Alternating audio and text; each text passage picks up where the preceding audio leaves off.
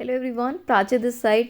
कैसे हैं आप सभी लोग? आशा करती हूँ आप सभी बहुत बढ़िया होंगे और अपने आने वाली एग्ज़ाम की तैयारी बहुत अच्छे तरीके से कर भी रहे होंगे। तो आप में से बहुत लोगों ने इन्फॉर्मेशन देख भी ली होगी कि DSSB की कुछ वैकेंसीज़ आई हैं, तो उनके नोटिफिकेशन का डिस्कशन कर लेते हैं। और वो इसलिए कर लेते हैं कि क्या कोई ऐसी वैकेंसी आई है जिसमें ग्रेजुएट अप्लाई कर सकते हैं। तो मतलब ये है कहने का कि क्या एजुकेशन क्वालिफिकेशन है इन पर्टिकुलर पोस्ट के लिए, और कौन कौन सी पोस्ट हैं, कितनी नंबर ऑफ वैकेंसीज हैं, उनकी इस वीडियो में हम बात करेंगे। एंड में आपको ये भी बताऊंगी कि कैसे DSSB की प्रिपरेशन आपको करनी चाहिए। ठीक है, इस वीडियो में डिटेल में नहीं बताऊंगी, उसका एक अलग से मैं वीडियो लेकर आऊँगी about the preparation of DSSB exams. उसमें एक आपका हो जाता है PRT TGT PGT का पैटर्न, और जो जनरल पोस्ट होती है DSSB की, जो अलग अलग डिपार्टमेंट्स में आती हैं, उनका पेपर पैटर्न थोड़ा सा डिफरेंट होता है। तो उन सब चीज़ों के बारे में एक आइडिया मैं एंड में वीडियो के आपको ज़रूर दूंगी। तो अगर आप DSSB की वैकेंसी से रिलेटेड इन्फॉर्मेशन जानना चाहते हैं तो वीडियो आप ही के लिए है। और अगर आप पहली बार हमारे चैनल पर विजिट कर रहे हैं तो मैं आपसे रिक्वेस्ट करूँगी कि आप चैनल को सब्सक्राइब करके बेल आइकन ज़रूर प्रेस करिएगा। डेफिनेटली आपकी हेल्प होगी अगर आप एक टीचिंग एस्पिरेंट हैं, बिकॉज हमारे चैनल पर आपको टीचिंग से रिलेटेड सारी ऑथेंटिक अपडेट्स और ऑथेंटिक कंटेंट दिया जाता है। तो चलिए अब आज का वीडियो शुरू करते हैं। वैकेंसीज से कौन कौन सी वैकेंसीज आई हैं। और एक बात आपको बता दूं, ये जो मिसलीनियस पोस्ट जितनी भी थी अदर देन टीचिंग, लगभग सभी की वैकेंसीज आ चुकी हैं। जितनी भी खाली थी वैकेंट पोस्ट जितनी भी थी other than PRT TGT PGT, लगभग सभी का नोटिफिकेशन आ चुका है। PGT का नोटिफिकेशन भी ऑलमोस्ट रेडी है। ठीक है, उसका एक जो फोटो है हर जगह वायरल भी हो रहा है, मतलब ऑफिशियली वो आना बाकी है साइट पर। तो PGT की भी वैकेंसीज ऑलमोस्ट आ गई हैं। उसके बाद बचती हैं TGT और PRT की। इसके बाद PGT का नोटिफिकेशन आएगा डिटेल, और PGT के बाद बहुत जल्द आपको जनवरी में ही TGT का नोटिफिकेशन देखने को मिल जाएगा 99%। और आफ्टर दैट जो PRT का है वो नोटिफिकेशन आपको देखने को मिल सकता है। ठीक है, तो अगर आप टीचिंग एस्पिरेंट हैं तो तैयारी को कहते हैं ना, एक स्पीड में शुरू कर दीजिए। तो 2 से 3 महीने मानकर चलिए कि आपका पेपर मार्च में है। मैं आपको एक डेडलाइन दे रही हूँ, चाहे आप DSSB के कोई भी एग्ज़ाम देने जा रहे हो, चाहे इस वाली वैकेंसी का जिसकी हम बात करेंगे या टीचिंग वैकेंसी का, मानकर चलिए मार्च में आपका एग्ज़ाम है। और वही मानकर प्रिपरेशन करिए। DSSB का लेवल बहुत अच्छा पूछा जाता है, और तैयारी कैसे करनी है वो अलग वीडियो में डिस्कशन करेंगे। लेकिन बस अभी फ़िलहाल ये बोलूँगी कि जिस भी पोस्ट के लिए आपको जाना है उसकी तैयारी अभी से शुरू कर दीजिए। तो अब शुरू करते हैं आज का डिटेल्ड वीडियो। ये जो मैंने इस टाइम नोटिफिकेशन खोला हुआ है, 2 नोटिफिकेशंस आए हैं, एक आपके सामने है। ये पोस्ट कोड है 803/23, और इस पोस्ट का नाम है सेक्शन ऑफिसर। और ये जो सेक्शन ऑफिसर की वैकेंसी है 2 डिपार्टमेंट में है ये, एक तो MCD में है और एक NDMC में है। 2 डिपार्टमेंट में वैकेंसी है। MCD में टोटल 89 वैकेंसीज़ हैं और NDMC में टोटल 19 वैकेंसीज़ हैं। और कैटेगरी वाइज आपके सामने है, आप कैटेगरी वाइज देखना चाहते हैं तो you can see. Grand total बताऊं, अगर सेक्शन ऑफिसर की ओवरऑल टोटल वैकेंसीज़ की बात करूं तो वो है 108। अब इसका जो ओपनिंग डेट ऑफ एप्लीकेशन है, फॉर्म फिलिंग है, वो 9 जनवरी से शुरू होगा और 7 फरवरी तक आप इसका फॉर्म फिल कर सकते हैं। क्लियर? अब इसके बाद जब हमें पता चलता है कि पर्टिकुलर पोस्ट आई है, उसके बाद हमें जानना होता है उसके लिए क्या क्वालिफिकेशन चाहिए। तो ये जो वैकेंसी है दोनों हॉर्टिकल्चर डिपार्टमेंट में है, सेक्शन ऑफिसर की पोस्ट है। इसमें जो क्वालिफिकेशन आपको चाहिए, डिग्री इन एग्रीकल्चर और in science with botany as a subject from recognised university और इक्वलेंट। अब नीचे जो experience in the field of ornamental horticulture लिखा है, ये डिज़ायरेबल है, कंपलसरी नहीं है। कंपलसरी क्या है? एसेंशियल क्वालिफिकेशन कंपलसरी होती है या तो आपके पास एग्रीकल्चर में डिग्री हो या साइंस में डिग्री हो जिसमें बॉटनी आपका मेन सब्जेक्ट हो। क्लियर हो गई? अब जो पे स्केल है वो ग्रुप B की पोस्ट है, अच्छी खासी पोस्ट है, रेप्यूटेड। एज लिमिट की बात कर लेते हैं तो भैया एज जो लिमिट है इसकी वो 18 से 27 वर्ष है। 18 से लेके 27 वर्ष के लोग इसमें अप्लाई कर सकते हैं। गवर्नमेंट सर्वेंट है या एम्प्लॉय ऑफ MCD है तो अप टू 37 ईयर्स। ठीक है। बाकी जो रिजर्व कैटेगरीज के लिए रिजर्वेशन होता है वो अलग से इसमें मेंशन होगा नीचे, मैं आपको वहाँ पर बता दूंगी।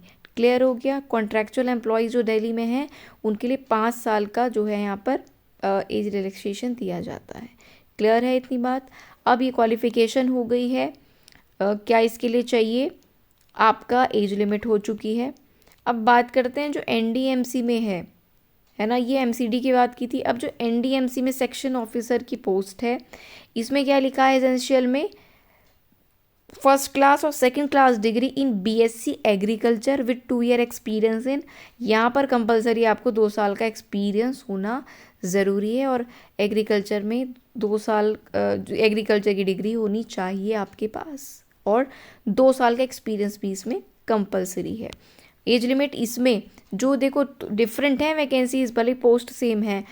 जो एनडीएमसी में है इसमें एज लिमिट 18 से 32 है, एमसीडी में 18 से 27 है। ये आप याद रखेंगे, थोड़ा सा ध्यान रखिएगा। क्लियर हो गई बात।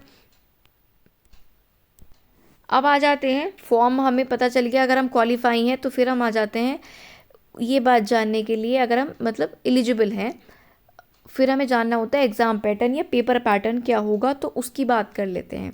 देखिए सेक्शन ऑफिसर के लिए 2 टीयर का एग्ज़ाम होगा, यानी कि 2 आपके एग्ज़ाम होंगे, टीयर 1 और टीयर 2। टीयर 1 जो कि टेक्निकल T1 लिखा है यहाँ पर, उसकी बात कर लेते हैं। तो जो पहला होगा आपका टीयर 1 होगा, उसमें 2 घंटे का पेपर होगा, 200 ही क्वेश्चंस होंगे, 200 ही नंबर के होंगे। ठीक, इतनी बात क्लियर हो गई। अब इसमें 2 सेक्शन आपसे पूछे जाएंगे, 200 नंबर में 2 सेक्शन आपसे पूछे जाएंगे। 100 नंबर में तो आपका सब्जेक्ट पूछा जाएगा, ठीक है, 100 नंबर का आपका सब्जेक्ट पूछा जाएगा और 100 नंबर का जनरल पार्ट जो कि DSSB PRT TGT PGT में भी पूछता है, वही यहाँ पर आप देख सकते हो, ये जनरल पार्ट है 100 नंबर का। 5 पार्ट इसमें होते हैं 20-20 नंबर के। 20 नंबर की जनरल अवेयरनेस, 20 की रीजनिंग, 20 का मैथ, 20 की हिंदी, 20 की इंग्लिश। क्लियर हो गया। 100 का ये हो गया और 100 का आपका सब्जेक्ट। 200 हो गया टीयर 1। टीयर 2 भी 200 नंबर का ही है और 2 ही घंटे का है। टीयर 2 में आपका फिर से सब्जेक्ट रिलेटेड क्वेश्चन पूछा जाएगा 150 नंबर का, और इसके बाद यहाँ पर आपसे 50 नंबर की इंग्लिश लैंग्वेज पूछी जाएगी स्पेसिफिकली। ठीक है, 150 नंबर का आपका सब्जेक्ट पूछा जाएगा टीयर 2 में और 50 नंबर की इंग्लिश पूछी जाएगी। तो 2 टीयर एग्जाम हो गया। क्वेश्चंस बाइलिंगुअल होते हैं, हिंदी इंग्लिश दोनों में होते हैं। अब ध्यान से सुनिएगा, टेक्निकल पोस्ट के जो एप्लीकेंट हैं, the mandatory minimum qualifying marks will be applicable only in RO section B which is domain subject specific. जो सब्जेक्ट पार्ट है, जो सब्जेक्ट है ना सेक्शन B है, उसमें मैंडेटरी है मिनिमम क्वालिफाइंग मार्क्स लाना। There will be not any minimum qualifying section A। Okay, combined aggregate marks of both A and B final merit बनेगा। ये बताए क्या बोल रहे हैं, ये बोल देखो क्या होता है। अगर मैं PRT TGT PGT की बात करूं, PRT और TGT की कर लेती हूँ कि उसमें भी 100 नंबर का पार्ट A आता है और 100 नंबर का पार्ट B। 100 में क्या होता है, ये जनरल पार्ट 5 सब्जेक्ट, और 100 में PRT में CDP पेडागोजी और TGT या PGT में आपका सब्जेक्ट, PGT में 200 का होता है, TGT में 100 का। अब यहाँ पे क्या होता है, अब तक 40% मार्क्स जनरल पार्ट में लाना ज़रूरी है, 40% मार्क्स सब्जेक्ट में लाना ज़रूरी है। ये कंपलसरी था अब तक। अब देखते हैं क्या पैटर्न में कोई चेंज होता है या वही रहता है। यहाँ पर ये बोल रहा है, देखो अब तक ये होता था कि 40% लाना ज़रूरी है ही दोनों में, अदरवाइज़ आप इसमें 80 ले आए, इसमें 40 नहीं ला पाए, आप आउट हो। तो यहाँ पर इसने बोला है कि सेक्शन A में आपको 100 में से 40 लाना कंपलसरी नहीं है, यहाँ पर कोई मिनिमम कट ऑफ नहीं है, सब्जेक्ट में है। पार्ट B जो इन्होंने बोला है सेक्शन B में, यहाँ पर मिनिमम कट ऑफ जो है आपको बताई जाएगी। फिर ये आगे बोला है टीयर 2 में, ठीक है, tier 1 examination is only qualifying in nature and used for short listing. Obviously tier 1 में शॉर्ट लिस्ट किया जाएगा, further selection will be made on basis of जो टीयर 2 होगा। क्लियर होगी बात। 1/4 की नेगेटिव मार्किंग होती है, ये आपको पता ही होगा। 0.25 की जो है इसमें नेगेटिव मार्किंग की जाती है। अब जो इसने बोला कि सब्जेक्ट में मिनिमम क्वालिफाइंग मार्क्स होंगे, तो वो कितने होंगे? तो अगर आप जनरल कैटेगरी से हो या EWS से हो तो 100 में से 40% लाना सब्जेक्ट वाले पार्ट में ज़रूरी है, जो सेक्शन बी था। अगर OBC से हो और OBC सिर्फ दिल्ली वाले हो, दिल्ली वाले ही OBC में काउंट होंगे, यानी कि जो OBC कैटेगरी के दिल्ली वाले हैं, 35% लाना ज़रूरी है।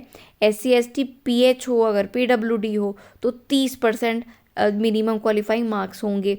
और कोई एक्स सर्विसमैन है तो 5% एक्स्ट्रा रिलैक्सेशन उसको मिलेगा इन सब के अलावा, ठीक है, जिस भी कैटेगरी में वो बिलोंग करते हैं।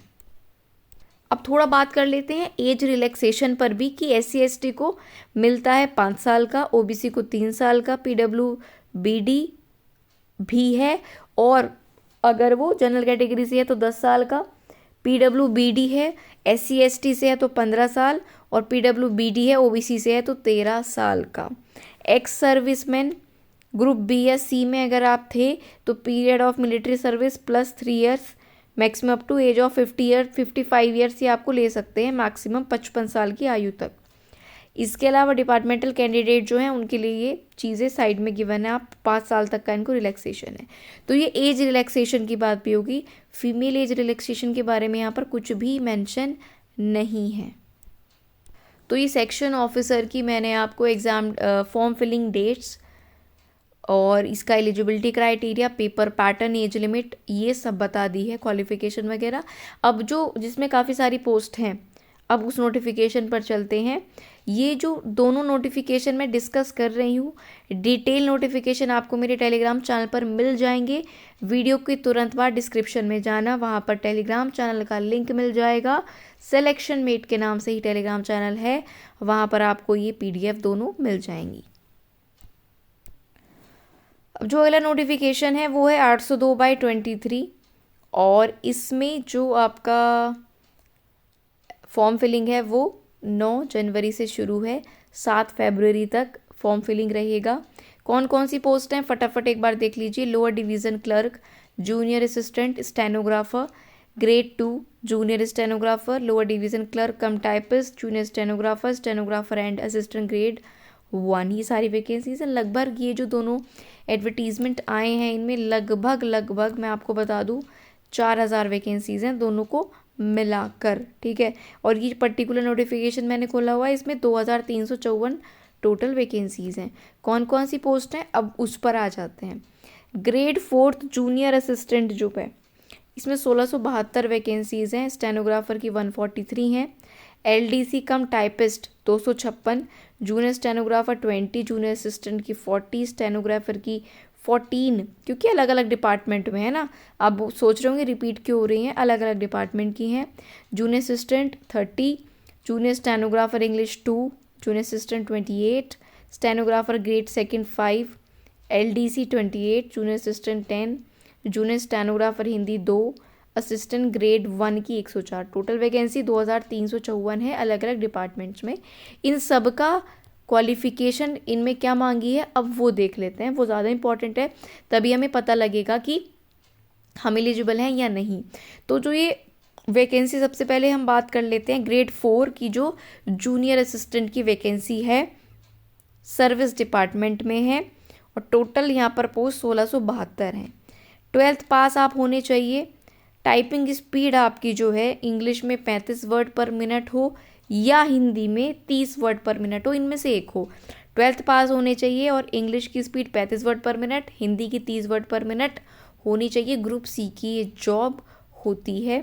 एज का क्राइटेरिया 18 से 27 वर्ष इसमें है। तो 12th पास और आपकी टाइपिंग हो गई, 18 से 27 एज हो गई। अब आ जाते हैं स्टेनोग्राफर की वैकेंसी पे। तो स्टेनोग्राफर की में 10+2 आपका हो और 80 word per minute short hand में हो और 40 वर्ड पर मिनट जो है टाइपिंग हो इंग्लिश की, या फिर 80 word per minute short hand हो और 35 वर्ड पर मिनट इंग्लिश में आप हिंदी में आप टाइपिंग कर सको, इनमें से एक हो हिंदी इंग्लिश वालों में, ठीक है। और 12th पास, 18 से 27 वर्ष आयु और ग्रुप सी की पोस्ट है। अब देखो जो सेम उसकी पोस्ट होंगी उसको हम स्किप भी कर सकते हैं क्योंकि सेम ही होगा। अभी जो LDC कम टाइपिस्ट है 12th क्लास इसमें आपको चाहिए और इंग्लिश में 35 वर्ड पर मिनट हो या हिंदी में 30 वर्ड पर मिनट हो आपकी टाइपिंग स्पीड। 18 से 27 वर्ष इसकी आपकी एज है, ग्रुप सी की पोस्ट है। फिर जूनियर स्टेनोग्राफर के लिए आपका सीनियर सेकेंडरी वही 12th, proficiency in short hand and typing having at least speed of 80 word per minute short hand and 40 word per minute in typing होना चाहिए। ठीक, अब ये जो जूनियर स्टेनोग्राफर की वैकेंसी है इस डिपार्टमेंट में जो एज लिमिट है वो 18 से 30 वर्ष है। तो आप इसको हम अलग अलग ही पढ़ेंगे क्योंकि सब में कुछ कुछ चेंज ज़रूर है। यहाँ पर 18 से 30 वाले भी अप्लाई कर सकते हैं। अब जो जूनियर असिस्टेंट है अगले डिपार्टमेंट में उसमें 12th चाहिए, इंग्लिश में 35 वर्ड पर मिनट या हिंदी में 30 वर्ड पर मिनट टाइपिंग हो। 18 से 27 आपकी एज लिमिट है। फिर स्टेनोग्राफर अगली डिपार्टमेंट में देखें तो 12th pass, speed of 80 word per minute या तो इंग्लिश या हिंदी, इस पर भी चॉइस है। 18 से 27 वर्ष होनी चाहिए आयु। फिर जूनियर असिस्टेंट की बात कर लेते हैं। 12th प्लस हिंदी या इंग्लिश की टाइपिंग 35 या 30 वर्ड पर मिनट। 18 से 27 age limit. Junior stenographer English की अगर मैं बात करूं स्पेसिफिकली इंग्लिश तो 12th पास और short hand 100 word per minute यहाँ पर चाहिए और टाइपिंग 40 वर्ड्स पर मिनट। याद रखना ये जो जूनियर स्टेनोग्राफर इंग्लिश वाली वैकेंसी है इसमें 80 नहीं 100 वर्ड्स पर मिनट आपको आने चाहिए शॉर्ट हैंड में और typing 40 word per minute English में होनी चाहिए। यहाँ पर आपका 28 से 27 एज लिमिट है। फिर जूनियर असिस्टेंट के एक और वैकेंसी पर आ जाते हैं, वो सेम है जूनियर असिस्टेंट के लिए, सभी में सेम है। 12th plus typing 35 word per minute English में या 30 वर्ड पर मिनट हिंदी में। 18 से 27 एज लिमिट। स्टेनोग्राफर ग्रेड 2 में 12th पास होना चाहिए और इनमें से एक होना चाहिए 80 word per minute short hand English या फिर हिंदी वाला। ठीक, यहाँ पर आपकी 18 से 27 एज लिमिट है। फिर एलडीसी आ जाता है लोअर डिविजनल क्लर्क। ठीक है, नंबर ऑफ वैकेंसीज मैंने पहले बता दी हैं एलडीसी के लिए। 12th पास और इंग्लिश या हिंदी की टाइपिंग वही जो सेम है ऊपर। 18 से 27 एज लिमिट। जूनियर असिस्टेंट की फिर से जो वैकेंसी है सेम वही है, हिंदी या इंग्लिश की टाइपिंग 12th पास 18 से 27 वर्ष। पढ़ते सबको इसलिए जा रहे हैं कभी कुछ चेंज ना हो वो देखने के लिए। अब जो जूनियर स्टेनोग्राफर हिंदी है उसका ध्यान से सुनो। 12th पास प्लस 10 मिनट पर सेकंड जो MTS लिखा हुआ है, ठीक है, डिक्टेशन जो होगी 10 मिनट्स की होगी, 10 मिनट्स लिखा है। हिंदी की डिक्टेशन आपकी 10 मिनट की होगी, 80 वर्ड पर मिनट। ठीक है, ट्रांसक्रिप्शन आपका 65 मिनट्स का होगा ऑन कंप्यूटर और टाइप राइटिंग टेस्ट होगा in Hindi language 30 word per minute, ये भी कंप्यूटर पर होगा। ठीक है, ये आप याद रखना। ठीक है, ये जो है जूनियर स्टेनोग्राफर हिंदी के लिए है। यहाँ पर एज 18 से 27 वर्ष है। फिर से असिस्टेंट ग्रेड 1 की जो पोस्ट है 12th होना चाहिए plus should pass type writing in English with minimum speed of 35 word per minute या 30 word per minute in Hindi. तो ये जो आपके असिस्टेंट ग्रेड 1 की है ये ग्रुप सी की पोस्ट है। 18 से 27 इसकी एज लिमिट है और वही 12th प्लस टाइपिंग चाहिए। तो ये सारी वैकेंसीज मैं आपको बता चुकी हूँ। ठीक है, एलिजिबिलिटी क्राइटेरिया।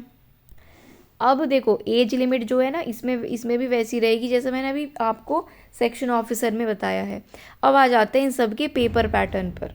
ठीक है, इन सब के पेपर पैटर्न पर आ जाते हैं। तो टीयर 1 है इसका। ठीक है, टीयर 1 जो पेपर होगा एक ही टीयर है, इसमें 1 टीयर जनरल पेपर पूछा जाएगा आपसे।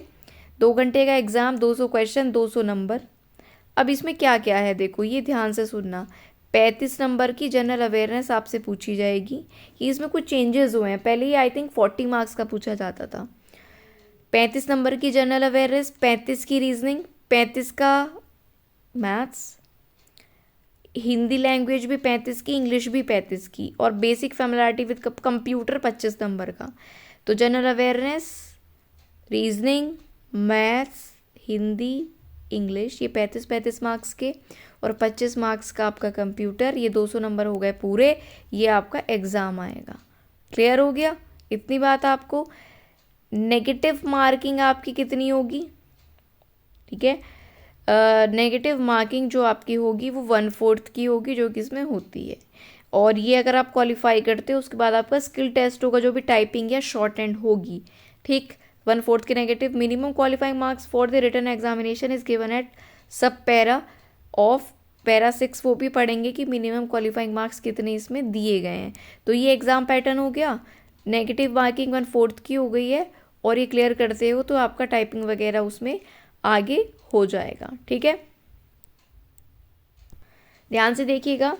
तो जो मिनिमम क्वालिफाइंग मार्क्स की बात कही गई है वो इसमें बिल्कुल है। टोटल में से 40% आपका जनरल कैटेगरी को और ईडब्ल्यूएस को लाने हैं, 35% ओबीसी दिल्ली को, 30% एससी एसटी पीएच या पीडब्ल्यूडी को, और एक्स सर्विसमैन को 5% एक्स्ट्रा रिलैक्सेशन विद उनकी कैटेगरी दिया जाएगा इसमें। ठीक है, मिनिमम कट ऑफ में 5% का उनको रिलैक्सेशन दिया जाएगा जो एक्स सर्विसमैन है। तो ये मैंने आपको बता दिया, इसमें मिनिमम चीज़ें बता दी हैं। एज रिलैक्सेशन कैटेगरीज के लिए वही रहेगा जो मैंने अभी पहली पोस्ट के लिए बताया है।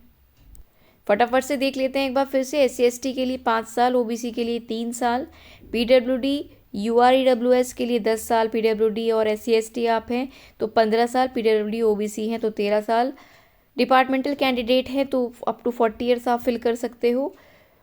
मेट्रोडियस स्पोर्ट्स पर्सन है तो 5 साल का एज रिलैक्सेशन मिलेगा आपको। एक्स सर्विसमैन ग्रुप बी या सी के रह चुके हैं तो 3 साल का। डिसेबल डिफेंस सर्विस पर्सनल रह चुके हैं तो 45 साल तक फॉर्म फिल कर सकते हैं। विडो हो या कोई डाइवोर्स्ड विमेन हो या विमेन जुडिशरी से ऑपरेटेड हो, जिसने रीमैरिज नहीं की हो, उनके लिए वो अप टू 35 साल फॉर्म भर सकती हैं। स्पेसिफिकली विमेन के लिए कोई रिलैक्सेशन यहाँ पर मेंशन नहीं है, बहुत दिनों से सुनने में आ रहा है और बहुत लोगों का ये क्वेश्चन भी है कि अब विमेन को एज रिलैक्सेशन नहीं मिलेगा। तो जवाब तो सबका यही है कि मिलेगा, लेकिन जो अब तक वैकेंसी काफ़ी सारी जून से लगातार DSSS की वैकेंसीज आ रही हैं, कभी कंप्यूटर साइंस की, कभी लाइब्रेरियन, मतलब अलग अलग पोस्ट आ रही हैं थोड़ी थोड़ी करके, उनमें तो किसी में नहीं दिया गया है विमेन को रिलैक्सेशन। अब देखते हैं कि जो पीजीटी, टीजीटी और पीआरटी की आती है उनमें दिया जाता है या नहीं, क्योंकि अब इन्होंने नए रिक्रूटमेंट रूल में 30 साल कर दी है मैक्सिमम एज, पीआरटी की भी, टीजीटी की भी और आई थिंक पीजीटी की भी। पीआरटी और टीजीटी की तो 30 कर दी है, पीजीटी का मुझे एग्जैक्ट क्लियर नहीं है। पीजीटी का नोटिफिकेशन आ ही जाएगा 1-2 दिन में, उसके बारे में तभी डिस्कशन करेंगे। ठीक है, तो जो यहाँ तक की पोस्ट के लिए कोई रिलैक्सेशन अभी तक है नहीं, आने वाले में जो आएगा नोटिफिकेशन में वो चीज़ें आपको बता दी जाएंगी। दोनों नोटिफिकेशन आपको मेरे टेलीग्राम पर मिल जाएंगे, लिंक डिस्क्रिप्शन में उसका आपको मिल जाएगा। सेकेंडली, मैंने आपको बोला था वीडियो के शुरू में कि आपको बताऊंगी कि कैसे DSSS के एग्ज़ाम को आप फोकस कर सकते हो। लगभग 2000 या 2500 टोटल वैकेंसीज आपके सामने आ चुकी हैं, जहाँ पर आप एलिजिबल हो, राइट। आप उसका फॉर्म फिल करो सबसे पहले। ठीक है, इसमें कुछ यहाँ पर जो है कुछ अलग सब्जेक्ट्स नहीं है, वही सब्जेक्ट हैं इनमें। पेपर पैटर्न आपने देखा अभी, जो आप कॉम्पिटिटिव एग्ज़ाम में पढ़ते हो, Hindi, English, reasoning, general awareness, maths, computer. तो मुझे ये लगता है कि अगर आप एक एस्पिरेंट हो, कॉम्पिटिटिव एग्ज़ाम्स देते आ रहे हो, और इनमें से आप ऑब्वियसली बहुत में तो 12th पास है, पर हाँ जिनकी टाइपिंग नहीं है तो वो थोड़ा सोच सकते हैं, जिनको थोड़ी बहुत टाइपिंग जिनकी सही है वो ज़रूर इनमें से किसी फॉर्म के लिए जा सकते हैं और उनको जाना चाहिए। देखो, टीचिंग में बहुत ही कम पोस्ट हैं, मतलब मैं क्या ही बोलूँ आपको, बल्क में स्टूडेंट्स हैं, पोस्ट बहुत कम है, लेवल बहुत हाई आता है। मैं ये नहीं कह रही कि आपका नहीं होगा, लेकिन जहाँ आपको अपॉर्चुनिटी है वहाँ कहीं भी मौका मत छोड़िए। ठीक है, जहाँ जॉब मिलती है वहाँ ले लीजिए। तो जिसको टाइपिंग का थोड़ा बहुत आइडिया है, और इंग्लिश की तो कुछ खास टफ भी होती नहीं है, हिंदी की तो टफ होती है, उसका आप सीख भी सकते हो इंग्लिश की टाइपिंग को, तो उसमें ज़्यादा टाइम नहीं लगता। तो जिसके लिए आप एलिजिबल हो ना, और ये सब्जेक्ट्स आपके पहले से थोड़े बहुत तैयार हैं, राइट, तो आप ज़रूर इनका फॉर्म फिल करिए, ये मैं आपको सजेस्ट करूँगी, बाकी आपकी मर्ज़ी है। और कैसे इनकी तैयारी करनी है, कैसे आपको DSSS एग्ज़ाम के लिए प्रिपेयर करना है, उसके लिए एक सेपरेट वीडियो आएगा, उसमें डिस्कशन करेंगे। इसके अलावा किसी भी एग्ज़ाम से रिलेटेड, किसी भी सब्जेक्ट से रिलेटेड आपका कोई भी डाउट है, आप कभी भी कमेंट बॉक्स में लिखकर पूछ सकते हो, या टेलीग्राम ज्वाइन कर लेना चैनल पर जाकर, आप वहाँ पर भी डिस्कस कर सकते हो। You are most welcome. ठीक है, तो चलिए अब आज की वीडियो में इतना ही रखेंगे, मिलेंगे जल्दी किसी नेक्स्ट वीडियो में। सीटेट के अगर आप एस्पिरेंट हैं, सीटेट का एग्ज़ाम आपका जनवरी में है, तो लगातार सीटेट के लिए वीडियोस अपलोड हो रही हैं। आप चैनल को विजिट ज़रूर करिएगा। वीडियो अच्छा लगा है तो लाइक आपको ज़रूर करना है और अपने दोस्तों के साथ इस वीडियो को ज़रूर शेयर करें। जिन भी ग्रुप्स में आप ऐड हो, please share this video, and if you want to connect with us for long time, you can subscribe and press the bell icon for notifications. Thank you for watching the video.